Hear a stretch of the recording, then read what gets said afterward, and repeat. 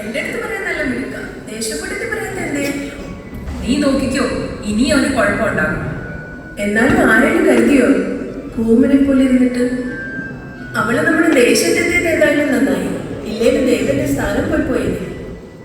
ആ കുട്ടിയുടെ വരവിലും എന്തോ കുഴപ്പമുള്ളതുപോലെ. ഇപ്പൊ അവള് ചെയ്തതെല്ലാം ദേശത്തിന് നല്ലത് തന്നെയാണ്. എന്നാലും നിനക്ക് എല്ലാവരും സംശയം. അതല്ലെന്നേ, പേരൊഴിച്ചൊന്നും അറിയില്ലെന്ന് പറയുന്നത്. അന്ന് അപകടം പറ്റിയപ്പോ ഓർമ്മ പോയിട്ടുണ്ടാകും. കൂട്ടക്കാർക്കെല്ലാം വലിയ കാര്യ. ഏതായാലും രുദ്രയുടെ ഒത്തിരി പൊട്ടിച്ചു കളഞ്ഞു. അന്ന് ചന്തയിൽ കുഴപ്പമുണ്ടാക്കിയപ്പോ ഞാൻ പറഞ്ഞത് ആള് പ്രശ്നക്കാരനാണെന്ന്.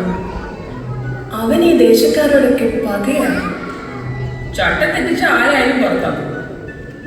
ബാക്കി നാളെ ചന്തയിൽ കൂട്ടം വരികയായി. ഓ, അല്ലെങ്കിൽ നാളെ എത്രയായി ചന്തയിൽ നല്ലൊരു കച്ചവടം നടന്നിട്ട്? നാളെ വെട്ടം വരുമ്പോ പെണീറ്റോ, വേറൊരു കൂട്ടം ഉണ്ട് പറയാൻ.